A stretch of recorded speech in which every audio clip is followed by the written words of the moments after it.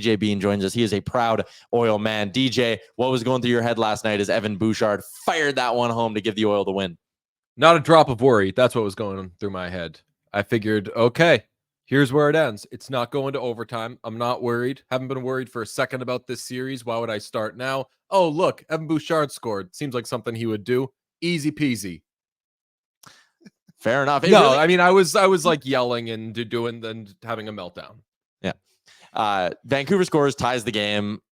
I am instantly filled with fear. I am not as confident and as calm as you. I live my life in a constant state of fear. But as soon as the puck drop after the goal, the Oilers seem to just have this mindset of like, oh yeah, no, we're going to win this thing. Like, don't worry about it. Like the way they came out and attacked in that final 80 seconds or whatever it was very impressive. And that's why, like, when I say that I'm not worried about the Oilers, if push comes to shove, which I guess at 2-2 and when you're trailing a series 2-1, push should be coming to shove. If they decide they're going to win because they're better, even like last night in a game that ends up being really close, it might have been one of you guys who tweeted out all the how each line and pairing did and everything. Like outside of the fourth line for the Oilers, and of course the Nurse pairing, everybody else won their matchups. Like the Oilers are the better team, and Shilovs has been a godsend. Like I don't know about my fellow Oilers fans' thoughts on this, but immense respect for that player because he has been this year's version of Earmuff's Aiden Hill, where you're like, where the hell did that come from? What's this? Why is this happening now? But even with good goaltending for the Canucks, the Oilers are still the better team.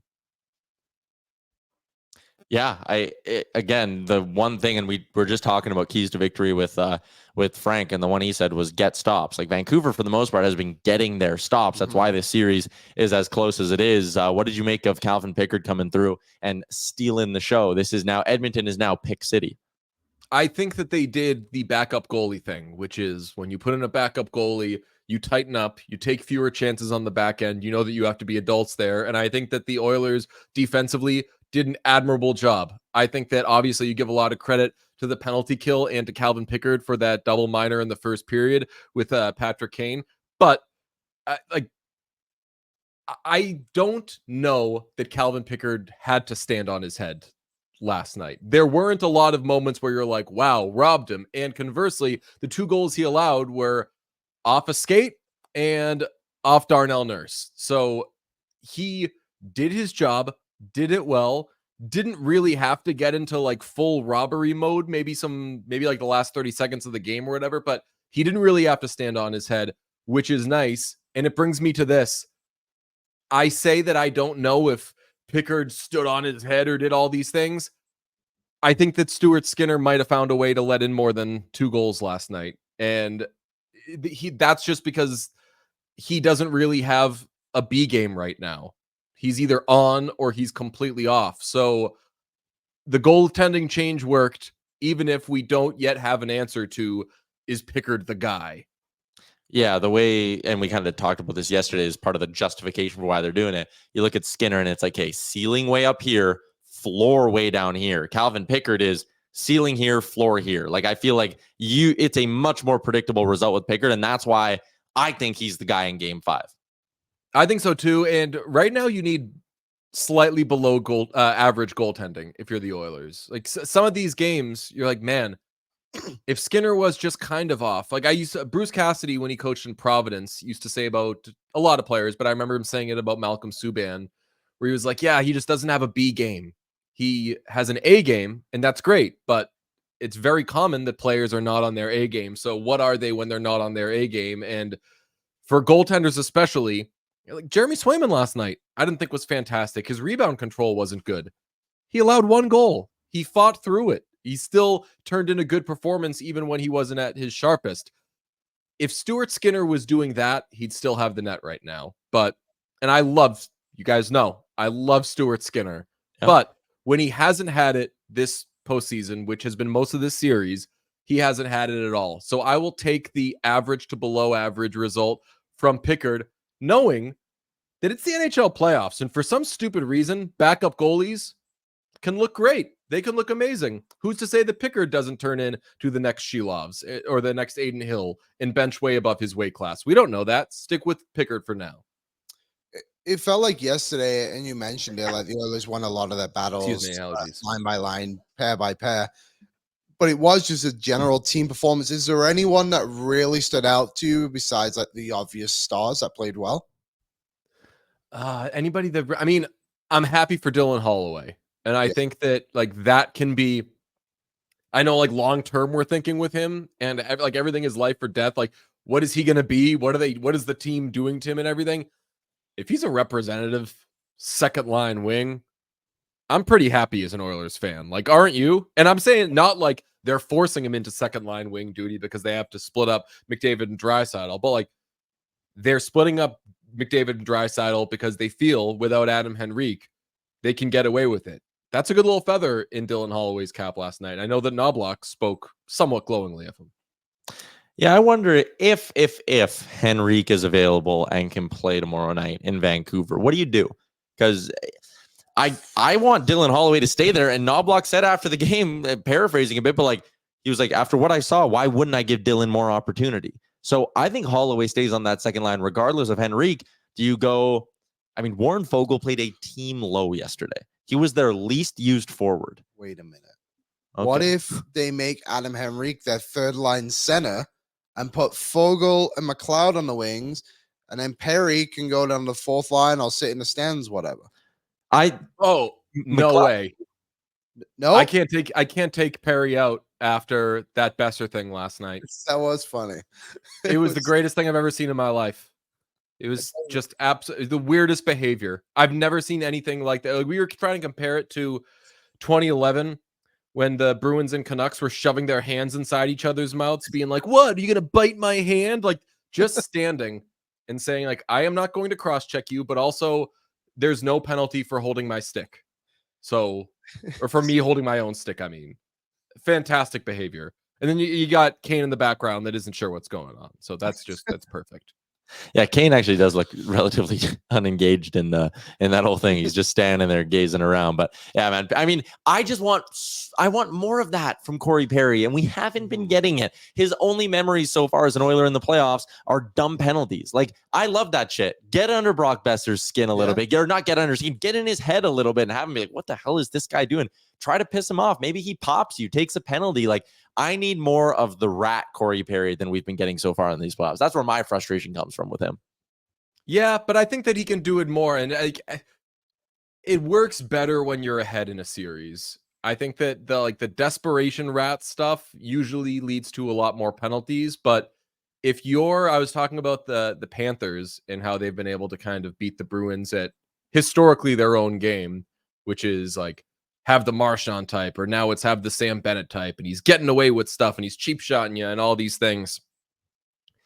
That's easier to do, and it's easier to be on the upper hand of that when you're winning and when you have the better roster, because the other team's frustration just grows exponentially. And as the Oilers, I assume, take a 3-2 series lead, and as the Canucks are trying to get back in it, I think that maybe that's when you'll see more of like Cory Perry's the guy that kind of pushes the head down as they keep trying to come up for air. That would be great. It would be great. If they win, I know Game 6 in Edmonton on a Saturday night, that place will be absolutely on fire. I want them so desperately to win that hockey game tomorrow night and have the Canucks on the ropes for a Game 6 in downtown Edmonton. What do you want to see from the Oil when it comes to Game 5? What are some preemptive keys to victory for the boys?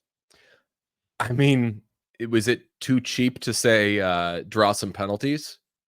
Because we had Thomas Drance from The Athletic on today, and he said it and then clarified, like, I am not joking. He speculated, I loved this. And again, he covers the Canucks. He speculated the Oilers power play is, and now Oilers fans are going to run with this, but he speculated the Oilers power play is so good that it costs them, because refs need to really think about, do we call this penalty? Because merely calling a penalty at this point is changing the game. Because if you put these guys on the power play, Leon Draisaitl or Zach Hyman or Evan Bouchard, somebody's going to do something. And for as much, man, as we love all that Draisaitl does on the power play and those outrageous angle goals he scored last night. Just McDavid in that bumper position is just so disgusting. Incredible. So the easy one would be get on the power play. Yeah. It's so true. Like we think the same thing about the power play. And they're seventh in the league in the playoffs in power play ops per game. Yeah, and sometimes it's so obvious. That's crazy. It's crazy. For how fast a team they are, that's crazy. Yeah. Who's won? It was Washington, but they were eliminated. And they were probably given some mercy ones. Probably. It was an ugly series. It goes Washington, Tampa, so 2 eliminated teams, Florida, and then Nashville eliminated New York and Carolina. There you go. Looking around the NHL, we got 2 teams out east, DJ, who are both down 3-2, the Bruins and the Canes. Which one of those two has a better shot at coming back? Good question. I didn't think that the Hurricanes were dead at 3-2. I thought they'd most likely lose the series, which they most likely will, and the Bruins will most likely lose their series. But I'd give both of these teams, honestly,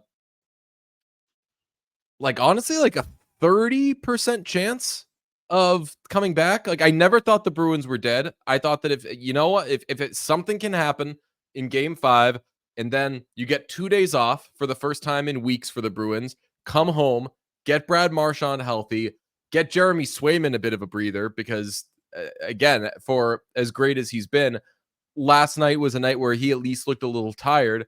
Who knows? There's yet to be. I know that some of these games have been kind of lopsided score-wise, but there hasn't really been a game where from the jump, one team just runs the other one over. Who's to say that in Boston, the Bruins don't come out, get the first goal, et cetera, force a Game 7.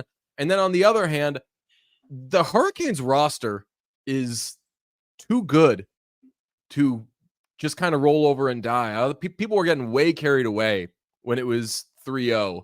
Rangers were the better team in Game 1 for sure. The next 2 games, it was even, with maybe the Hurricanes being a little better at points. So I don't think that either of these teams are dead. It's stupid, but I don't think either of these teams are dead. Yeah. I'd love a whole whackload of Game 7s, just not one between the Oilers and Canucks. At least not. No, that's good. It's going 6. Like it's really not a bit the I'm not worried thing. It's going 6. We're fine. They're getting saves now. Like honestly, by the way, I don't know if I've shown this yet. But, oh my god, that is unbelievable. That is a 1 of 1 made by me because I'm such a goddamn loser. But yeah, that's Daniel Plainview and his son and partner HW. Wow, Aaron nailed it. Are you guys there? There will be blood, guys. Have we discussed this? Are you guys there will be blood, guys? I'm not. Aaron, you clearly are. Me and my partner HW. Oh, it's the best. My son and my partner. Oh, dude, it's a movie about oil men. I've actually never seen it. Yeah, hey, you can review it on your letterbox. I can review on my letterbox now. That's great. Liam, if you watch your letterbox review, will be the most fired up thing you'll ever write. You'll be like, I want to either screw people out of oil or watch an Oilers game right now, and nothing else will suffice. I seriously, like, before the playoffs every year, I watch There Will Be Blood to get myself fired up for the Oilers. That is. I might have to watch tonight. I mean, it's a long weekend. Yeah, coming up. It's so good. Farm on Saturday. You'll have time. Going to Greta now. I can go home after the Oilers game and watch this movie. Daniel Day-Lewis, by the way, won Best Actor for it. It's considered one of the finest acting performances ever. One of the all-time great villains. I also didn't know that you lot call it May Long. I had to Google what that was. Yeah, because your long weekend is next weekend, right? Memorial Day, we call it. Yeah. Oh, our long weekends don't line up? No. Oh, wow. Yeah. We're working Monday, though. I didn't even want to ask because I already knew the answer and I knew I'd be disappointed. DJ, before we let you go. I have a thing for DJ too. Go. But I want you to see something, DJ. It's what happened. You've probably seen the moss pit and everything that goes down in there. Like, a lot of fans go there and have a really good time. But this one gentleman was doing something I never expected to see in the moss pit yesterday. You can't see it that close, but he is on a VR in the moss pit enjoying the Oilers game. And I just thought that was something you needed to see. Okay, so if ever there were a plug for our show, What Chaos, me and Pete Blackburn, I saw that and I was like, that is my body and Pete's behavior. Just like some fucking weirdo standing there with an Oilers shirt that's too small for him. And then for some reason they're playing a video game when they're supposed to be socializing. I'm the weird look. Pete's the weird behavior. Definitely doing it for the bit because they were in there. They were there like before the game started. That's what I mean. Our social guy Eli was like posting Instagram stories like an hour and a half before puck drop, and that guy was standing in the middle of like a basically empty moss pit, just like waving his fucking hands around. Maybe he was playing. Maybe they were in the game in their reality. He was Leon Draisaitl in that moment. He might have been things. That'd be so cool to be Leon Draisaitl in any moment. Oh my god. The stuff with Lindholm last night, terrific. Oh, talk about great that behavior. That is hilarious. Oh yeah. That's what we talked about today on our show. We talked about the Besser Cory Perry thing, and we talked about Elias Lindholm doing that, like, I'm gonna get you, and Leon Draisaitl doing the, as Pete put it, there's no coming back from when someone says ooh to you, which is what Leon Draisaitl did. Outstanding behavior. He's the best in the NHL yesterday too. From Montgomery and Boston, I know. You guys tweet out on What's Chaos, be like, now watch me, and he's like doing the thing. Oh, what an! Oh yeah, he was cranking that Soldier Boy. Yeah. It was a spectacular night of playoff hockey in the NHL. Someone had one because there's the Montgomery where he's like doing something weird with his mouth, and it was like me trying to swallow a pill without water. And he's he's going like, yeah. I'll tell you what. So Jim Montgomery's in a tight spot because if you're the Bruins coach, you're not allowed to be mean to the players or yell at them because that's why Bruce Cassidy got fired. So, and he doesn't seem, he's a very nice guy. He seems like, so he can't really yell or freak out or anything. And last night was like the first time he did it. And it was like an animal walking for the first time where you're like, okay, well, you're not going to have it totally nailed the first time, but this is hilarious to watch. And his outburst was terrific. And then on the other side, you got Paul Maurice, who thinks he's like George Clooney with the way he talks, where he's like, oh, well, I'll tell you, you guys probably think this, blah, blah. And if I were there, I'd be like, yeah, why are you talking like that? Let's just make this a back and forth. But he's funny. Yeah, he had a good quote last night. All right, we're going to send you off with perhaps the best compliment you'll get all day. It's from our friend Dacky in the chat. Love the unbiased takes from Bean Principe. Oh, thank you so much. I can't think of a pun on the spot to pay tribute to Gene. He'd have a better one than I would anyway. That's why he's a one of one. That's why. Can I tell you guys a quick little story? Yes, I was walking around the streets of Boston last week, going to a Boston Celtics game, and I see a young gentleman walking down the street. We lock eyes, we smile, we say, "Hey, it's been a while." It's a guy called Jake DeBrusk. Hadn't seen him in forever. And he was like, "Hey, how's it going?" And I was like, "Oh, man, like series, blah, blah, blah." And then like 10 seconds into the conversation, I was like, why am I talking about this? Buddy, I love the Oilers. And your dad is the coolest fucking guy in the world. And I was like, if there's anything you take from this interaction, don't make it, oh, how you doing? Don't make it any of this. Don't make it saw DJ, hadn't seen him in a while. Make it the streets are talking. And they think Louis is the baddest dude on the planet because he is. He truly is. It's a shame he has the Canes Rangers series. And the Bruins and the Oilers are both playing. Devastating. It is devastating. All right, DJ, that is a tremendous story. As only you would. You see Jake DeBrusk on the street. You go, hey, my favorite TV show is Oilers games because of your dad. So, yes, DJ, you know what? On, man, we'll do this again soon. All right, bye, boys. There you go. The oil man himself. What's up, Nation citizens? If you like that video, then you need to be subscribed to the Oilers Nation YouTube. Podcasts, live shows, exclusive interviews, and analysis. Everything you need from your favorite voices at Oilers Nation. And you don't want to miss any of it, so hammer that subscribe button.